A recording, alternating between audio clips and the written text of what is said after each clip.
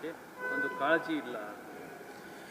ಮಹದಾಯಿ ವಿಚಾರ ಇರ್ಬೋದು, ಎತ್ತಿನ ಹೊಳೆ ಸಾವಿರಾರು ಕೋಟಿಗಳನ್ನು ಖರ್ಚು ಮಾಡಿದ್ರಿ, ಎಲ್ಲೋಗಿದೆ ಎತ್ತಿನ ಹೊಳೆದು? ಮಹದಾಯಿ ವಿಚಾರದಲ್ಲಿ ಭಾರತ ಸರ್ಕಾರ ಕರ್ನಾಟಕದ ಪರವಾಗಿದೆ.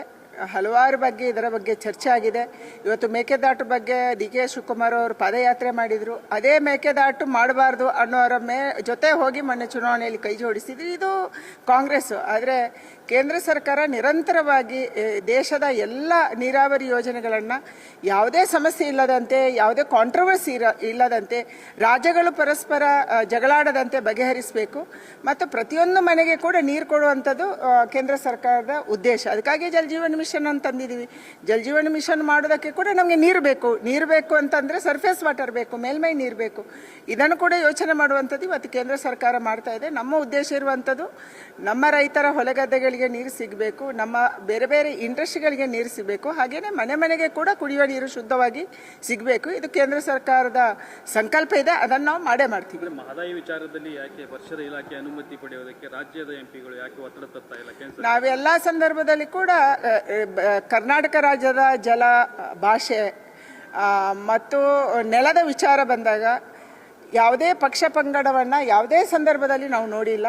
ಕಾಂಗ್ರೆಸ್ನ ಸರ್ಕಾರ ಇದ್ದಿರ್ಬೋದು, ಕುಮಾರಸ್ವಾಮಿ ಮುಖ್ಯಮಂತ್ರಿ ಇದ್ದಿರ್ಬೋದು, ಅಥವಾ BJP ಯಡಿಯೂರಪ್ಪನವರು ಅಥವಾ ಬೊಮ್ಮಾಯಿ ಅಥವಾ ಯಾರೇ ಮುಖ್ಯಮಂತ್ರಿ ಇದ್ದಿರ್ಬೋದು, ಇಂಥ ಎಲ್ಲ ಸಂದರ್ಭದಲ್ಲಿ ಕೂಡ ನಾವು ಎಲ್ಲ ಪಕ್ಷದವರು ಒಟ್ಟಾಗಿ ರಾಜ್ಯದ ನೆಲ, ಜಲ, ಭಾಷೆ ಬಗ್ಗೆ ಹೋರಾಟ ಮಾಡಿದ್ವಿ, ಇನ್ನು ಮುಂದೆನೂ ಮಾಡ್ತೀವಿ.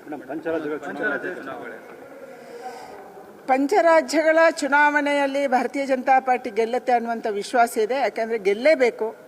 ಮುಖ್ಯವಾಗಿ ಪಶ್ಚಿಮ ಬಂಗಾಳದ ಗೂಂಡಾ ರಾಜ್ಯವನ್ನು, ಪಶ್ಚಿಮ ಬಂಗಾಳಕ್ಕೆ ಬಾಂಗ್ಲಾದೇಶದಿಂದ ಬರುವಂಥ ವಲಸಿಗರನ್ನು ತಡಿಬೇಕು.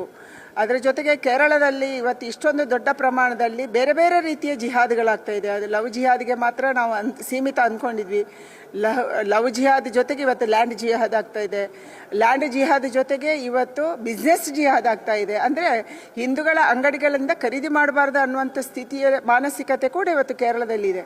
ಇದೆಲ್ಲದರಿಂದ ನಾವು ಬಚಾವಾಗಬೇಕಂದ್ರೆ ಅಲ್ಲಿ ಭಾರತೀಯ ಜನತಾ ಪಾರ್ಟಿ NDA ಗಟ್ಟಿಯಾಗಿ ನೆಲೆಯೂರಬೇಕು ಮತ್ತು ಹೋರಾಟ ಮಾಡುವಂಥ ಶಕ್ತಿಯನ್ನು ನಾವು ಗಳಿಸ್ಕೋಬೇಕು. ನಮಗೆ ವಿಶ್ವಾಸ ಇದೆ ವೆಸ್ಟ್ ಬೆಂಗಾಲಲ್ಲಿ ಮತ್ತು ತಮಿಳುನಾಡಲ್ಲಿ, ಅಸ್ಸಾಮಲ್ಲಿ ನಮ್ಮ ಸರ್ಕಾರ ಬಂದೇ ಬರುತ್ತೆ, ಪುದುಚೇರಿಯಲ್ಲಿ ನಮ್ಮ ಸರ್ಕಾರ NDA ಬಂದೇ ಬರುತ್ತೆ.